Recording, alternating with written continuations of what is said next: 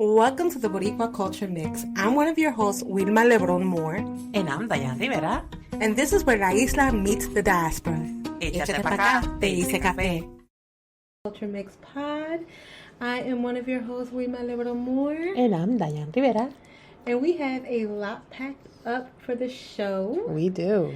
Just some pod announcements. Yes. Remember to follow us on all the things. We are on Instagram and TikTok at Boricua Culture Mix Pod. We are on Spotify and Apple Podcasts. And we drop every Tuesday. Yes. Up until Big Chanclas Day. Not Big Chanclas. Which is going to be the big homie Jesus. Palm Sunday and Easter Sunday. Yes. We will have some different scheduling. However, we going to be here. Josie, please tell them how you almost said however, in a work situation. Oh my God. First of all, how was your week? Oh my gosh. How was my week? My week was jam-packed. Work was working all inches of my nerves. But this weekend was pretty cool because I got to celebrate 1 year of being married to that man. Congrats. Thank it's you. It's already a year? It's been a year. You hear that, Cueros? There's hope. That's if you want to be married. If you want to be single forever, God bless. Do you? Do you? We fight for your right to You're right. You. Yes. But yeah, we went out yesterday, had a good fun packed day. Taj, he's from like Central Jersey. Uh-huh. And we live in Philly for the past like 5 years, but he's never really had to be like downtown Philly the way I was able to for work. Yeah. So I took him downtown, took him to the Reading terminal. We got some good eats, and then we went to Mama Juana for dinner. Oh, I love Mama Juana. Yeah, this is not sponsored. It's not sponsored because I didn't have the greatest experience. It was the epitome of team doing too much. Wow. Ambiance beautiful. Yes, it is. Beautiful gowns. It is. Beautiful gowns. Not beautiful gowns. But it was a lot it was such Caribeño lack of urgency. The lack of urgency was so frustrating. So we get there and so I made a reservation. Okay. A las 6 for dinner. And, throughout the platform, it's texting you hey, be ready. Okay. 15 minutes. We have valet. You can do street parking. So it's giving me all the things. So I'm like, oh, this is great. Yeah. So we get there y el caballero me dice, ¿tienes reservación? And I'm like, sí. And he's like, okay. No confirmation. Okay. Mind you, they have walkie-talkies. No confirmation. Yeah. So my husband gives him the key and we walk in. And I go to the thing and she's like, oh, you have a reservation? Let's see. Mind you, it's 3 minutes to 6. She's like, okay. She's like, well, the table's not ready. Te puedes sentar ahí, right? 20 minutes later. No. Yeah.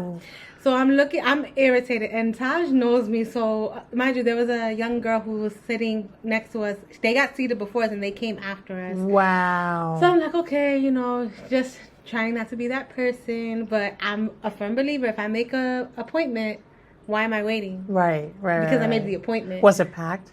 It was pretty, packed. And also, that's but you made reservations, right? Though. I made reservations. And Andrew, I've been to Mama Juana in North Jersey for brunch. That's a different experience. It is. But I've never been to sit down dinner at this location. Okay. So they come to us and they're like, hey, a table's about to be ready. So you've been there where in the middle there's the couches and the seating, and she's like, do you want to sit there or do you want to sit at the table? In my mind I'm like, mi amor, you work here, you me dice a mí, I don't know, I want to be seated, and more importantly I wanted to be seated 20 minutes ago.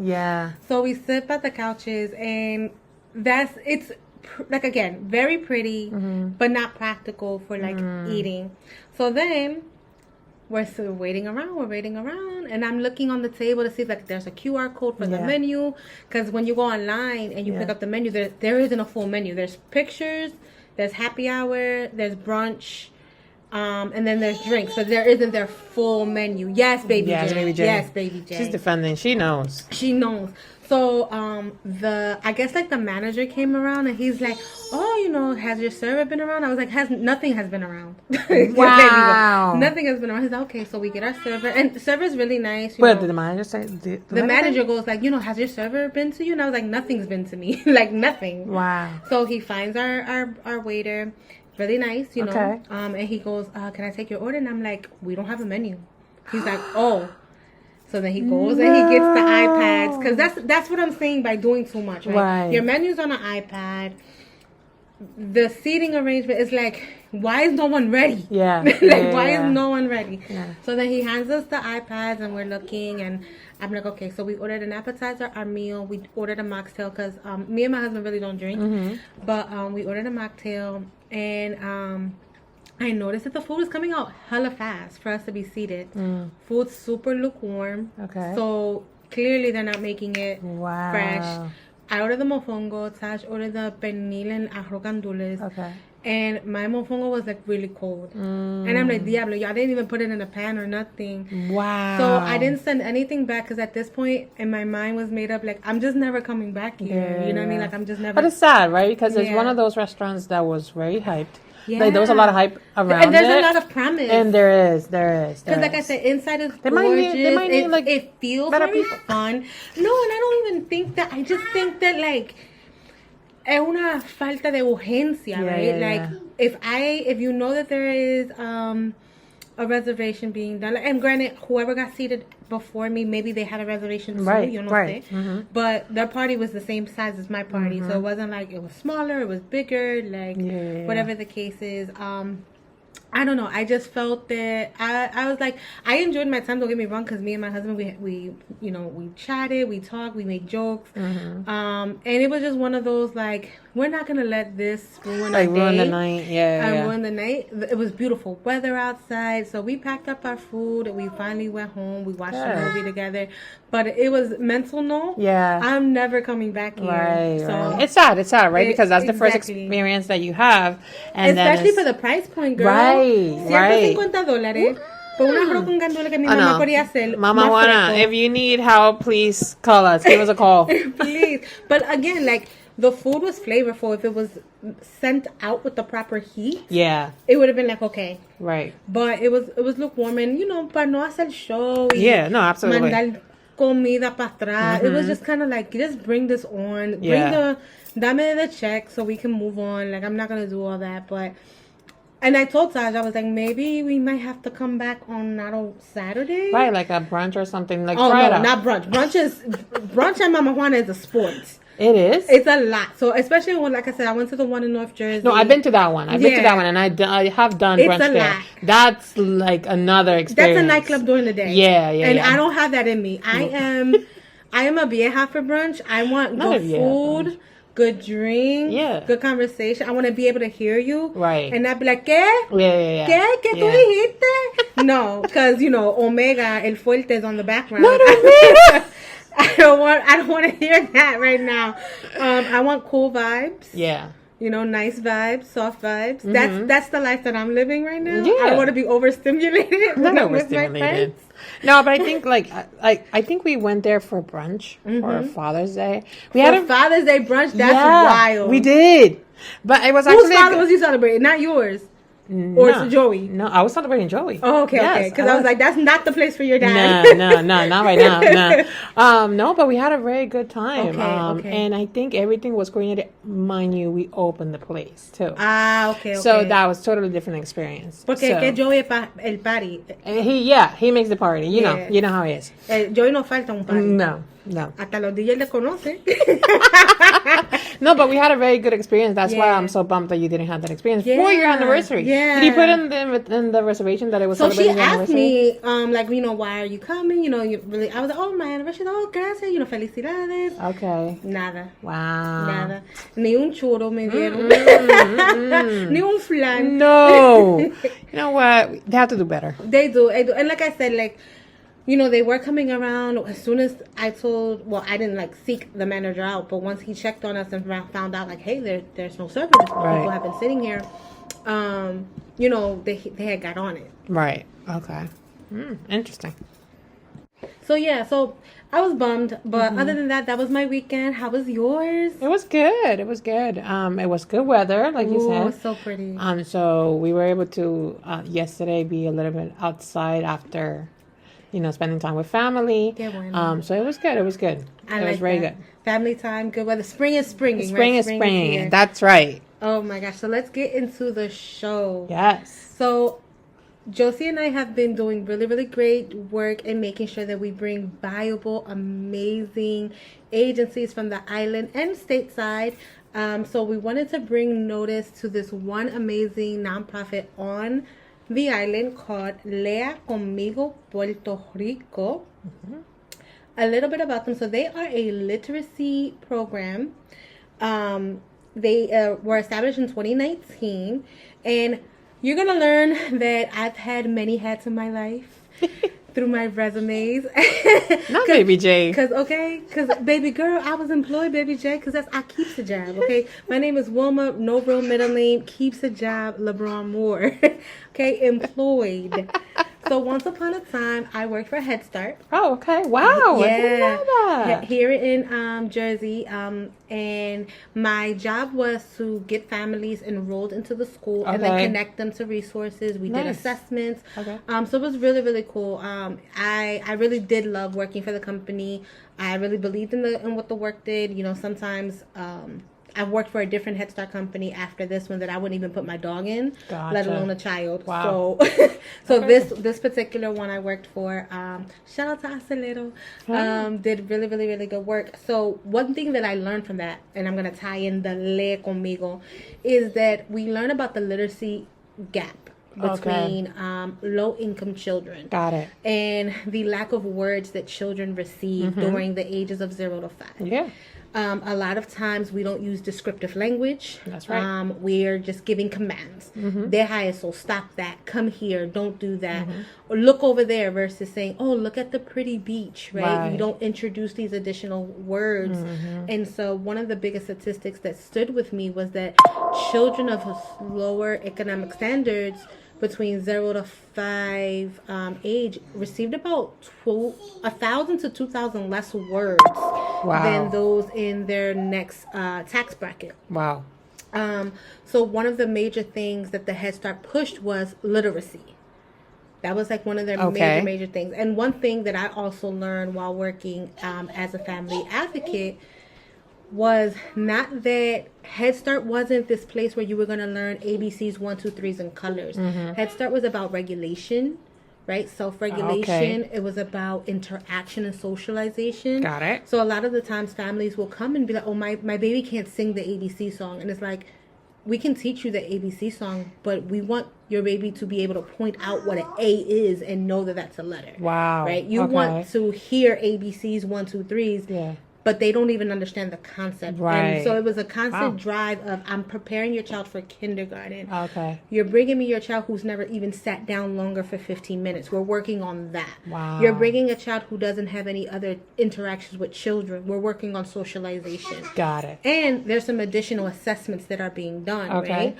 ASQ, for instance. So that's like social development worth. There's some screenings also for like autism that's being done. And additional like IEPs. Okay. So a lot of times children would not even know that they needed speech therapy.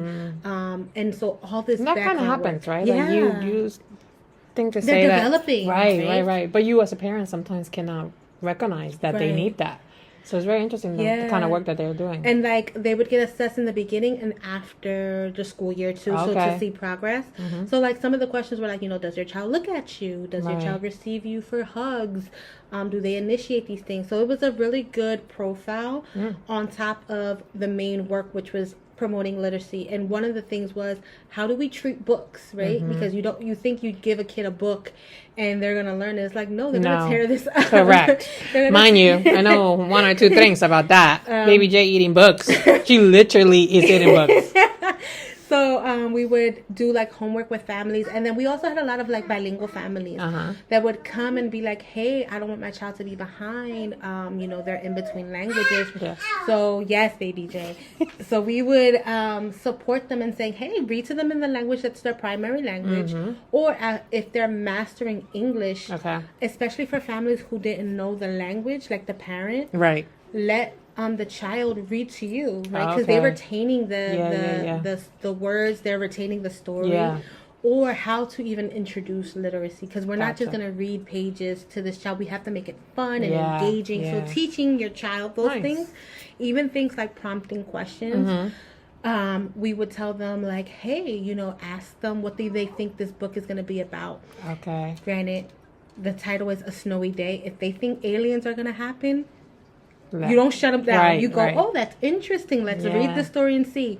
Once you read the book and you realize A Snowy Day has no aliens, you're like, you know, maybe next time we'll read a book with aliens, because that looks like that's your interest. So it's about that gentle parenting is what my background came in. Got it. So with that being said, when I found this nonprofit online a few years ago, I instantly was like, yeah, I need to put this in my repertoire and make sure I have that, because, you know, I'm Big Titi over here, and I stay giving the babies a book. You do an amazing job at that, and not a lot of people do that as a gift. So it's very amazing that you are sharing that, how important it is for kids and everybody to read. Yeah, so I'm a big bookworm, and also it's important for representation. Like Josie knows, I will find a book that like caters to the child, or maybe find like some type of character that looks like the child. So it's important, and so outside of just literacy, it's also representation in the illustration. So Lee Conmigo started in 2019, like I had said. In Puerto Rico. And they focus on Montessori. So if you've ever heard that buzzword as a parent, Montessori education is a child-centered experimental approach of learning self-development by Maria Montessori, emphasizing hands-on activities and self-directed learning in a prepared environment. So before it was co-opted and gentrified, it was a like a style approach for those of you know, lower socioeconomic status, because it teaches a lot of self-efficacy. Gotcha. So I don't know if you've ever seen like videos online with like kids doing things for themselves. That's a big Montessori approach. Got it.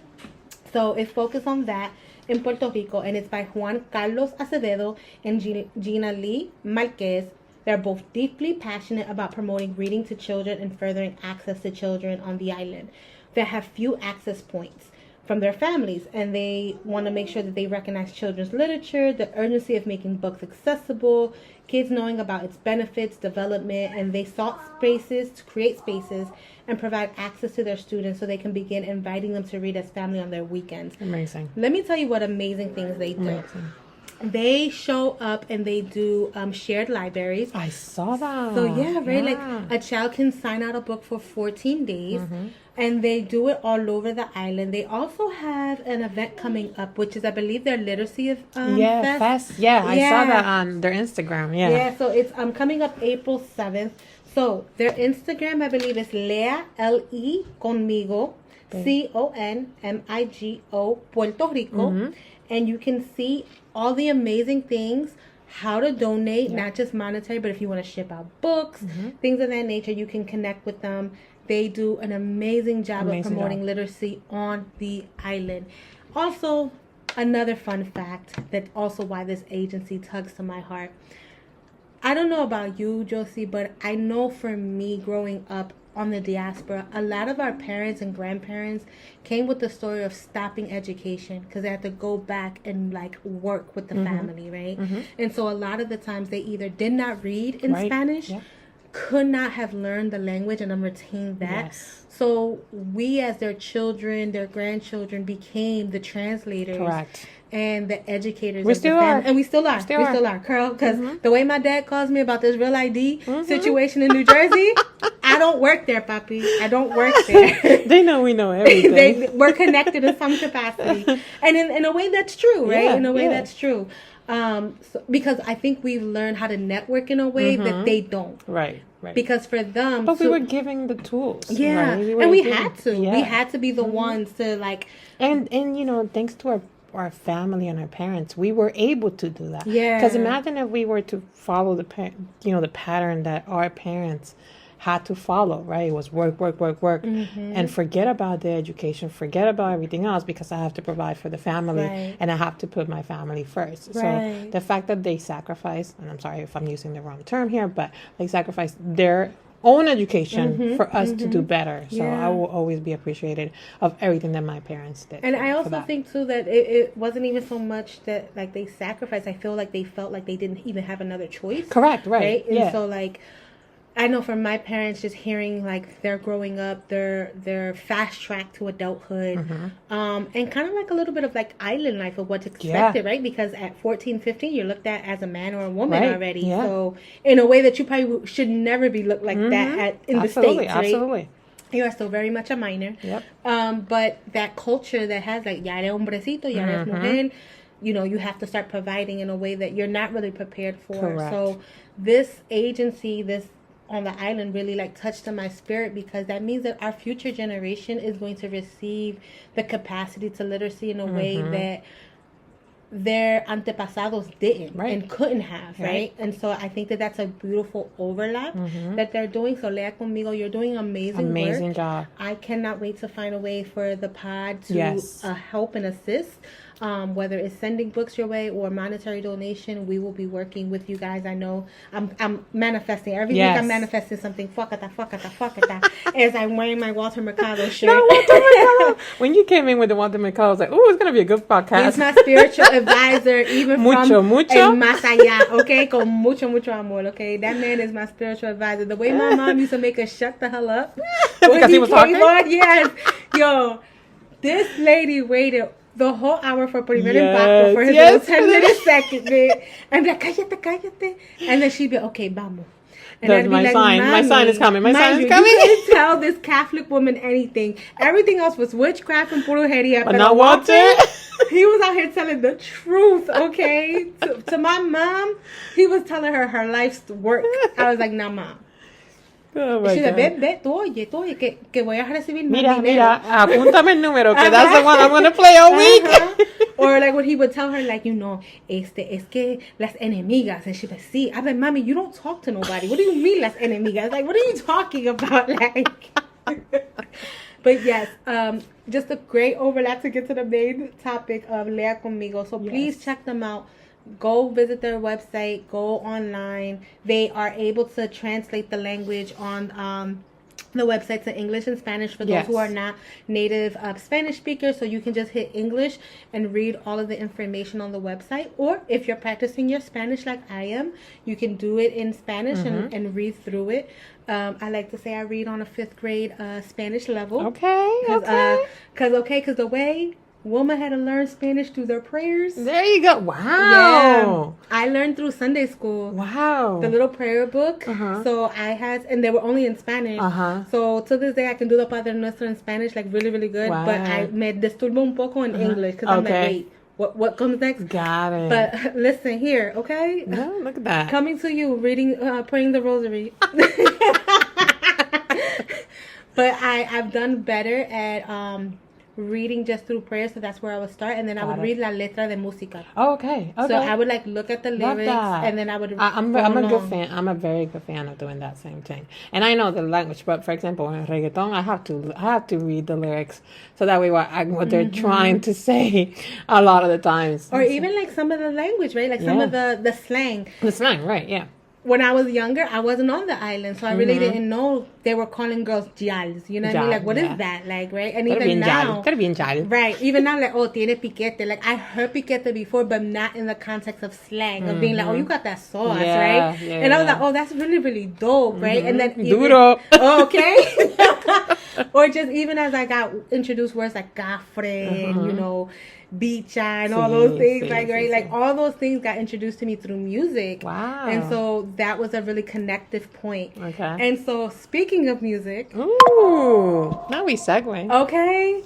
If you heard our last pod, you heard that we were talking about the kid. Is it Maite or Maiti?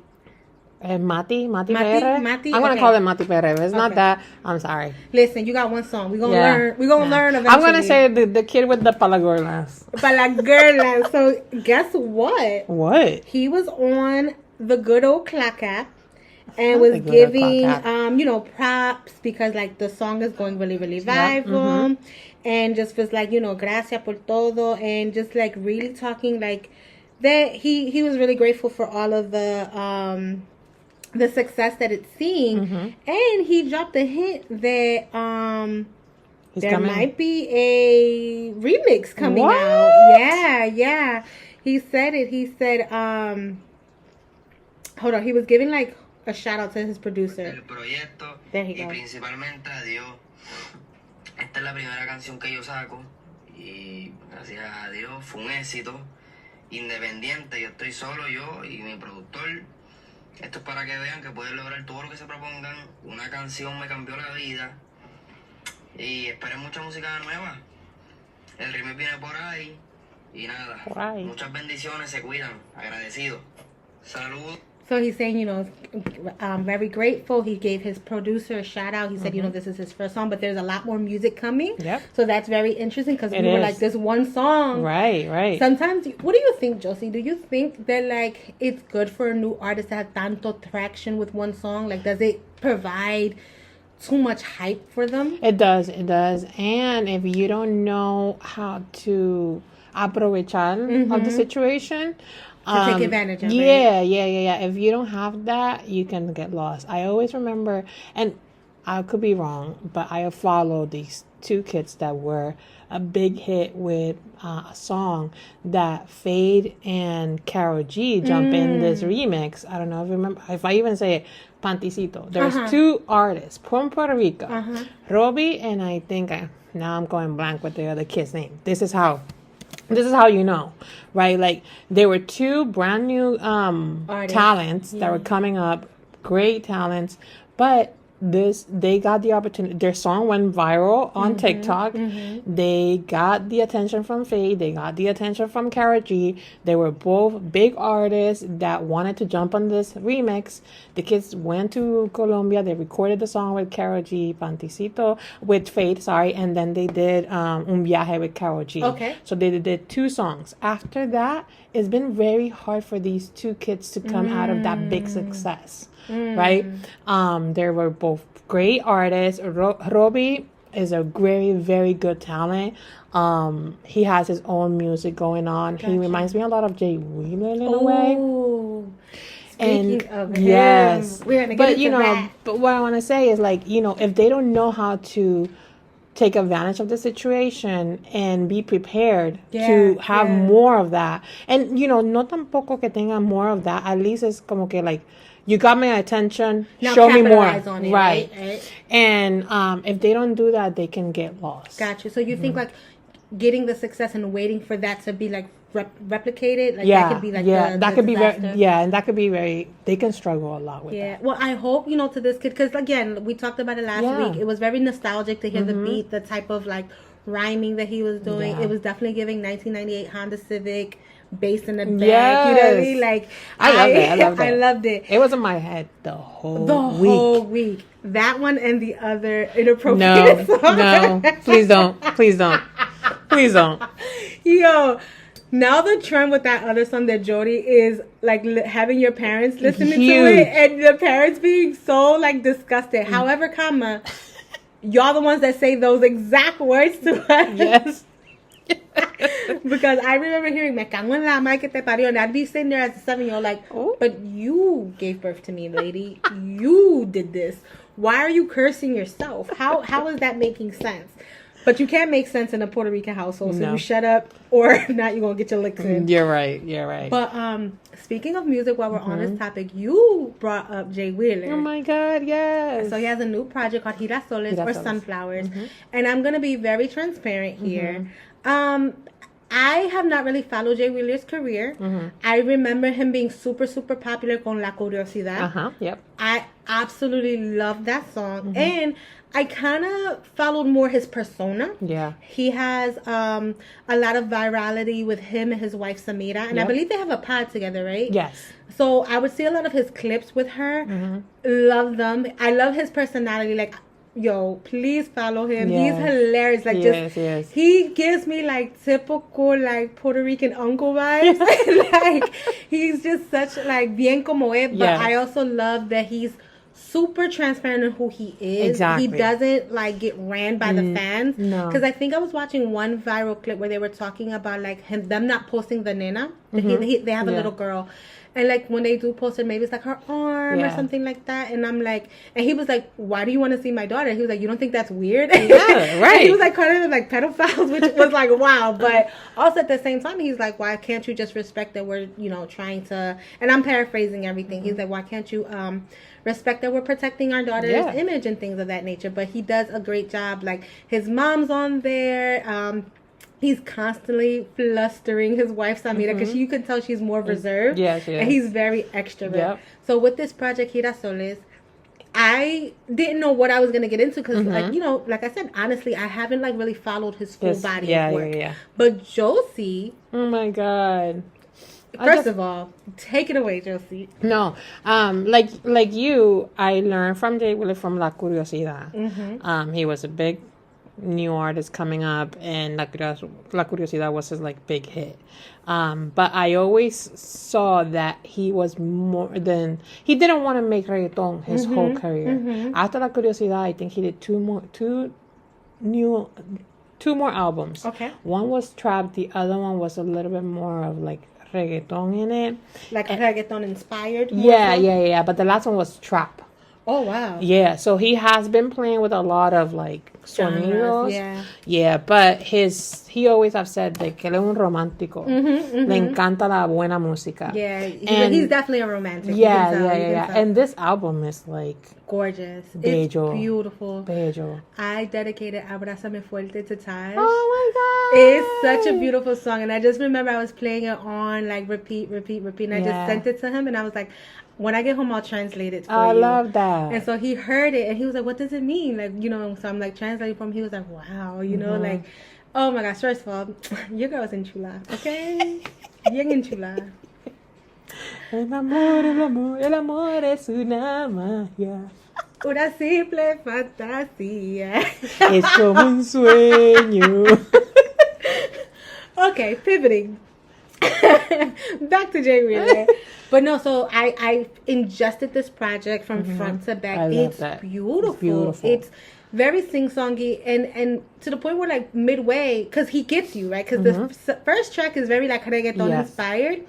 And then you're like, whoa, what is happening? This? It's very pop-like. But he has such a beautiful voice. And so I'm like, I have been like on Spotify, that has been like my repeat. And I was just like, oh, I need to talk to Josie about this because she's the one who put me on that the album dropped last week. It did. And it has taken over. Beautiful. It's so I recommend everybody to give it a listen because I don't know, you say it like that? Listen? Yeah. So because Está Bello, he dedicates a song to his daughter. Oh, Ayuni. That's so beautiful. Hopefully I'm saying it right.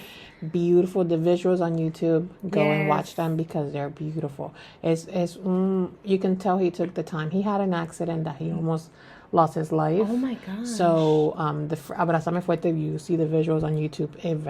It's like him telling the story of like, tú sabes, él no quiere alejarse. Él pensó that a lot was going to happen to him, and he's like, wow, I have a daughter, I have a family that I have to take care for, so thank you God for giving me another opportunity. It's like not taking things for granted. Exactly. Yeah. So it's a beautiful the lyrics album. Are gorgeous. And you can tell that he used that experience and what happened to him, and he delivered an amazing album. For sure. So definitely give it a listen. Yes.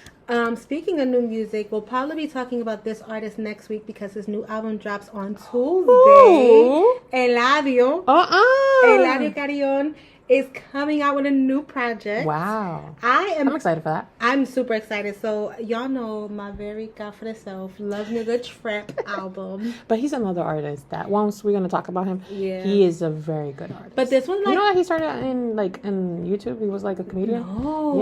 He was a comedian. That's really, really cool. So the visuals for this album is very like Japanese-esque. So it has the swords out. It's called Don. Am I saying this right? Don Cabron Saga? Don Cabron Saga, yeah. Okay, wowzers. And this is why I love him.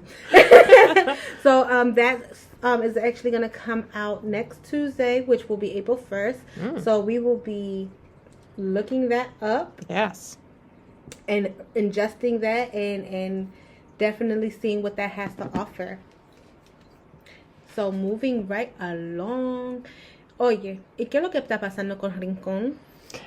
Ay, Dios mío. So I think the last 2 podcasts we have been talking a little bit more about what's happening in Rincón y como like they were trying to I can never say this word. Deforestation. There you go. So, there hasn't been great news. I think it was that Sunday into Monday overnight, they were able to get there where there was no manifestaciones happening at that time. I think there was like a couple of them, and they were able to get the police in, and they went in and they cut the trees. So we have an actual clip of that reporting by Bianca, our girl. She's my girl in my head. I don't know her, but I'm supporting her. She's a girl. I want her to win. She's an independent journalist in Puerto Rico. So this is her reporting from 3/19 of this month.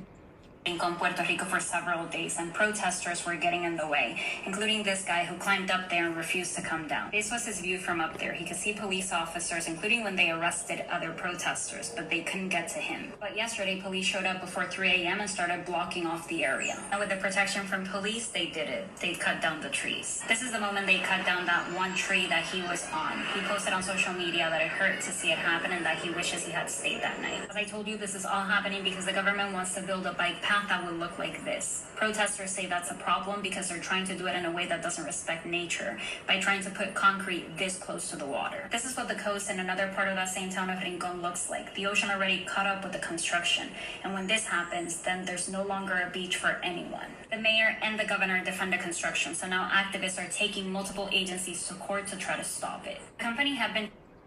Wow. That's sad. It's just sad, right? Because it's like there's no hay respeto, y yo entiendo que como quiera, I understand that there was a project that we don't know if it was done correctly with the los permisos and everything. We just know what has been released, but the fact that there's no care, even when esta semana when la gobernadora did her press release. Who, Jennifer? Not her press conference, not press release. Her press conference, it was so sad to see that she doesn't care at all. Yeah. It's it's happening and I don't care. Even her posture, how she was ¿Y qué? It was okay, and then she put her hand in her head and in her face, and I think she was using a podium, and she put her her hand leaned on it, and she was okay, are you guys gonna talk? Super disinterested of something that is impacting the people that elected her to be in that position. So it was just sad to see that, even our funcionarios que representan nuestro pueblo, supposedly. These folks actually, the governor, the mayor, they actually represent Puerto Rico, because if you're not familiar with the structure of Puerto Rico, our governor goes to Washington, D.C. and tells Puerto Rico's issues, but D.C. gets to decide whether or not they're going to pick them up. Correct. They're just a reporter when they get to D.C. Correct. They have no real power. No. The mayors, they have more say-so throughout their city. Country. Their city. Yeah, the city that they represent. The head figure, which is the governor, when they get to D.C., they hope someone cares enough to figure out, what to do with us. But they're not really respected or they have any real authority. They're really there as a reporter of what's going on. And this is a big simplification of it all. Yes. But that's just how I see it, right? When the governor goes to Puerto Rico, or when in the times of Obama, when he came down to Puerto Rico, he's seeing things for himself, and he was seeing things for himself, I should say. But if he cared enough, or if whoever is in office cares enough, they decide to pick up and do the things. And then also there's the board, La Junta, that's the fiscal board that has a lot of controversy of monies and lack thereof, and not funding things properly. So there's just so much corruption, and it makes me sad, Josie, because I think of this of the rally cry que Puerto Rico no se vende, but then I think about it pero se está vendiendo parte por parte, Absolutely. right? So the saying is Puerto Rico is not for sale, but I do see it being leased out part by part. And it's sad because we've talked about this in prior episodes where we want to see a Puerto Rico in the future that exists and that has its identity. Correct. We understand that tourism has to play a part in this. We understand that these things are part of any beautiful island Caribbean culture. We need certain things for it to thrive. Yeah. But it is the constant... It's like seeing somebody on life support deteriorate little by little. That's how I see the country. Yeah, like, you've been diagnosed with a terminal illness. Yeah, no. Early, right? Yep. And you're getting to see the deterioration. And the people on the island are trying to find any other medical intervention. Correct. Yeah, no, that's a very como visual de verlo, because es cierto, tú sabes. Y es muchos dicen, aquí no va a pasar lo que pasó en Hawaii, como dice Bad Bunny, pero es que it's not going to be the same. It could be worse. Yeah. ¿Entiendes? It could be worse, because si ahora mismo tú estás viendo y tú si vas a San Juan, like, y no es que no queramos que Puerto Rico progrese, because I don't think it's that. Yeah. I think it's like, tú no puedes llegar a un sitio y querer cambiar la cultura completa y decidir cómo va a ser esa cultura. Exactly. ¿Entiendes? Exactly. Tú tiene que haber un respeto por esa cultura, because before you got there was a culture. Right. ¿Entiendes? Y esto viene de antes. Tú no, de cuando los indios fueron invadidos por los españoles. Like, this goes years and years and years and years back. Because this is colonization. Exacto. And I fear that because there's like no other places to invade, and now it's like invading upon itself in a way.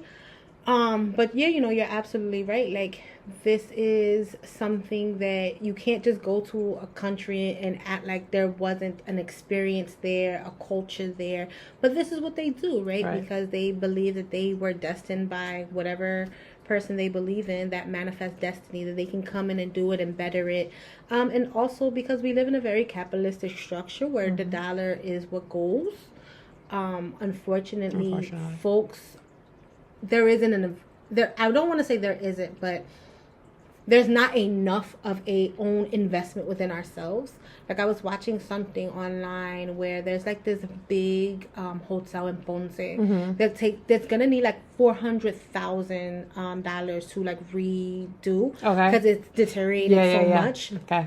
And I instantly thought, that $400,000 is going to come from an outsider. It's not going to come from an insider who's like, oh no, let me make sure I take care of this, maybe change it into some type of like affordable living apartment. No, that's going to come from an outsider.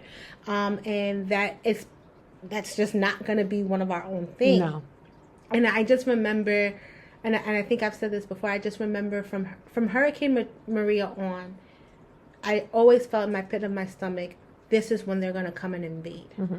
Because it's the opportunity. It's the opportunity, right? They saw it. It was too similar to the Hurricane Katrina, where they pushed out all the people of the Lower Ninth Ward. And I just thought, once this stabilizes, they're going to come and they're going to buy people out, and it's going to get bad. Yes. It's going to get bad. And what we also weren't really prepared for is the destructure of the electricity, right? Like, that was one thing. The devastation of the hurricane was one thing, but what followed that year after, and the unstable of the electrical grid with Luma Energy. Yes. Because you even told me that they changed it recently, right? It's no longer Luma. So I think there's two companies at the same time. So there's one that generates los generadores, yes, in different parts of the island, and I think it's called Genera PR. So there you can go online and see the different generators that are across the island. Y no hay tantos. There's not enough. No hay tanto para la cantidad de electricity that is needed in Puerto Rico. And that's the sad part. Surprisingly, even in the tourist part, right? Yes. Like, this was brought on because Josie's journalism spirit. I had sent her a clip of Jennifer Mentirosa. No seas embustera. So there was one of her press conferences. I want to say like the first one where she was on. Yeah. She discussed about possible apagones, blackouts, energy blackouts. In the summer, like to come, like basically predicting, like we understand that there's a lot of instability and not giving the people any comfort, but basically like prepare yourself because there's more to come. So Josie and I were yapping off the pod and we were talking about nuestro santo Benito Martinez Ocasio, aka Bad Bunny, and his concerts, right? And his residency. And how is this going to impact? Exactly, because we got tickets. Hello. It could be allá cambiando las luces con las palomas, but we there. In the building, literally. We there. We in the building. So we got tickets and we were talking about like what does that look like with, you know, future apagones. And so I was from the school of from tourists getting the full Puerto Rican experience. Like, si la luz se va, se va. And Josie's like, no, like, that's not a good representation of our country. And I'm like, that's a turi. But it brought on a really good conversation about what is there to happen, like, right? Like, what additional steps does the team need to do to ensure that within the area of Lecholi, because I have no... I think that they're going to do a good job of making sure that specific área yo creo que va a estar bien cuidada. En ese término yo creo que el equipo de Bad Bunny y toda la producción va a tener un buen, ya sabiendo que esto puede pasar. That again, I have seen people in Puerto Rico, go to like the a ver una obra, y even like there was los premios influencer, I think it was a couple of months ago, y se fue la luz. They had to cancel it and reschedule it. Oh, wow. So así te dice que así de frágil. Girl, not even that. During our freaking New Year's Eve, T-Mobile District was super lit and the rest of the country was not. Which me dio una fucking pique. Then I was like, how dare y'all? Like, I get there's contracts and all these things about, but I wanted to be like, yo, si la gente de esta isla no tenemos luz, apaga también la hora, right? But of course, no. They go, I think Luis Fonsi performed. Yeah, a lot of Diana artists were there. Was the moderator over there. And no disrespect to none of them, but I also feel this inflamed anger and rage. It's like, you are perpetuating this narrative that everything is okay. Right. And so many people on the island brought in the new year in darkness. In fucking darkness. While y'all paraded on these American news stations like everything's fine. Everything's fine. Look at us dance again, right? Like this whole we're festive. Salsa, merengue, like we're having fun. But you don't see our pain. Correct. And you don't see everything that's happening. And mind you, the freaking reports all day are reporting that Puerto Rico is in a blackout. Right. Yeah. So that's where I was going with that too, is that si los turistas van a ir y va a hacer la experiencia completa de Puerto Rico, I think Bad Bunny has like set in this new project that he did with Debí Tirar Más Foto, like esto es lo que está pasando en la isla. And I kind of agree with what you were saying that let them have the whole experience, but al mismo tiempo es like, y entonces ¿qué va a pasar con todos esos turistas que lo que se van a llevar es que Puerto Rico is not a place to go. Don't come back then. But you can't do that because we have to survive as something. And tourism is a way of privilege. Use your privilege. No. Be an ally and come back to the States. Use your privilege and say, hey, how do I help? That area, I 100% with you. And that's where I wanted to take the conversation, right? It's como que like, okay, ¿qué podemos hacer? Like, I remember when los terremotos estaban pasando en Puerto Rico, o los temblores, en Puerto Rico, la área sur, like my family is from this, for la área sur, and we had to like see how we can help. And I remember my dad, he was like, okay, help me get a generator. I have to send a generator to Puerto Rico. And it was a whole like mission to do that. But we were able to do that for our family.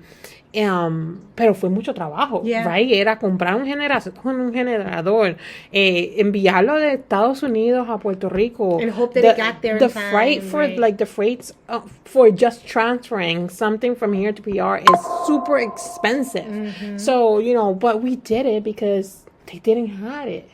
And no había nadie que lo ayudara. Nadie. Yeah. And so that's my part with this. Like, cómo nosotros como la diáspora podemos ayudar a la isla con esto que está pasando. Well, I think it's doing something that we're already doing right now, which is finding and looking at the agencies that are doing the work on the island, right? Not reinventing the wheel, not having to do anything. I think that there is a loss in collaboration, real collaboration, in finding out, okay, what are my talents, what are your talents, and what can we do to really collaborate in partnership here. Absolutely. With the main goal being helping folks. Yes. And not, yo es que lo hice mejor, you know what I mean? Because I feel like that also, that ego can get in the way. Exactly. Like, we really need to push back because, to be realistic, de Huracán Marina pa'lante, it's the diaspora that's been helping out. And the islanders. Yeah. Because this government ain't do shit. No. Right? And has not done shit. Yeah. I mean, he wrote a 7-page essay to make us an independent.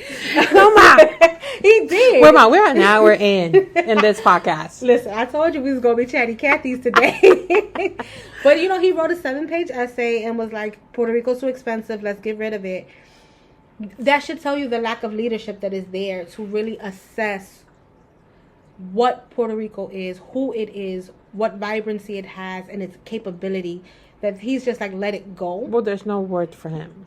Yeah. There's no word. Like, he's in Puerto Rico, like, there's no word. Mm-hmm. There was a time where he wanted to do some business in Puerto Rico, and it didn't went well. Mm-hmm. It wasn't what he was expecting. And from that, he's like, forget about this. This is garbage. And they actually said it. So what that humor guy, he might have said it in humor. He didn't say that shit in humor. He meant that shit. But, like, going back to the story is, like, you know, is not a priority. It's not a priority, and that's the sad part with this, right? They're looking for, where can I get more power and take more. And built more, and they're seeing Puerto Rico as like, nah, and they don't see the people we took already everything behind, that we needed from here. They don't see everything that they leave behind. Right, and that's the sad part, is like, te uso, te meneo pa donde quiero, y después, okay, ya no me sirve. And I discard you. And I don't care lo que te pase. So that's exactly where we are right now with the island. Y ese es el problema. Y por eso vamos a seguir hablando de estos temas en the pod, and see how can we continue to help desde acá y enfocar a que la gente que está en la isla que sean más abiertos a ayudar. Ayudar porque if we don't do it, nobody else is going to do it. Right, because it's not always just tourism dollars either, right? Like, don't get me wrong. Like, I know a lot of us go back and we're not being tourists because we're visiting family. Right. We are tourists. Right. In a way. We are tourists. But what I mean is, like, we're not going there just for the beach. We're back in the campo. Okay? I know when I go there, as soon as my family finds out that I'm there, yo le tengo que dedicar por lo menos un día. Because how dare me not go there and pedirle bendición at all the 97 aunts and uncles that I have there. But what I'm saying is, like, okay, yes, we want you to come. You know, I understand that. But there's so many other vibrant ways in which you can help this island connect. Like, find whatever version that you're doing here in the States and try to see where is it replicated. And I guarantee there is some entity on the island doing amazing work with what we have and making it just generate so much for the residents on hand, right? And again, it might not be your monetary. Like, I remember hearing this at a conference, like, time, talent, and treasure. There's going to be times in your life where you cannot have all three to give, but you might have one, and you get to decide what it is, right? Love your that. time, for me, is effortless, and it's also the most expensive because you'll never get that back. Your treasure, what is your monetary donations that you can give, and your talent, right? Because it might not be money, but what can you do? If you're a connector, if you're a mover, déjame unir estos dos. I know how to research, I know how to put these things together. Hey, I see that you're doing great work, but your website is trash. Let me fix that for you, right? how do you connect your talent to these places? Those 3 T's are super important when you're going to make a difference. Yes. Because sometimes we look at ourselves so small and be like, well, I don't have a lot of money. Or, inflation is real. ¿Y cómo voy a ayudar? Right. ¿Cómo ayudo? No sé. ¿Cómo ayudo? Porque, yep, absolutely. There's so many ways. A lot, right? In the world of social media, a post, even though the algorithm is shit on Instagram, but a post does a lot, right? Connecting, even if it's just sliding in the DM or sliding in the email. Hey, Google Translate, how do I write? I want to help your agency out. Help me put a prompt. Chat GPT, yo. Yep. Translate, how do I help this agency so I can send it out, right? Look how can I get involved? Right, how can I get involved? Yes. How do I donate? Yeah. There's so many ways of volunteering. And in a way that even what you can do here, right? There's so many boys and girls clubs, big brother, big sister agencies. Your local nonprofits can use so much volunteer work, right? That all you have to do at most is apply and pass a background check. Yep. And you can be in some form of assistance. So the way that we can help each other is literally you have to assess those 3 T's. Do you have the time? Do you have the talent? Do you have the treasure? And how can you apply those things to the agencies that are here and on the island? Absolutely. Bueno, es el show. Sí. Diablo. Nosotros hemos hablado aquí que tú me hiciste un café at the beginning and I'm going to need another one. And I got you because there's some more in the pot. Yes. But again, before we go, we just want to remind you of some pod announcements. You can find us on TikTok, Instagram at Boricua Culture Mix Pod. And you can email us, boricuaculturemix@gmail.com. Don't forget, we are still looking for those cuero stories, y'all. They can be here. Dale, cuenta la historia, échate para acá. And we are also dropping every Tuesday on Apple and Spotify. Yes. So please look for a new episode every Tuesday. We will be there. And don't forget to like and drop a comment. Absolutely. You can do so on Apple and Spotify. Yep, both of them. We would love to hear, first and foremost, what do you think? And shout out to our listeners. Yes. Oh my God. Listeners, okay? We cannot leave this podcast without mentioning that. Vega Baja, we see you. Bayamón. Jaitillo. Oh, listen. San Juan. We're seeing so many listeners from Puerto Rico, from the United States, Latin America, Uruguay, Mexico. Hola. The fact that you guys are listening to this is so amazing. Y por favor, escríbanos. Déjenos saber qué quieren escuchar. Hold on. Let's shout out some stateside people too. Virginia Beach. Oh, yes. College Park. Yes, Queens. What? So we see you, Charlie. Camden. So definitely thank you so much for those who have been listening with us for 4 episodes and now with this one 5. Look at us with the consistency. Look at us. We will continue to come and make sure that we are bringing you stories that are from the island to the diaspora, our experiences. We have some topics cooking up for you. Yes. So the style of the show is going to be a little different. But however common, we're going to still be yapping. Yes. We're going to talk a little bit about everything. So with all that we say, thank you for listening. Te hiciste café? Have you poured your cup? Because we're about to refresh ours. Tenga buen día. Ciao. Bye-bye.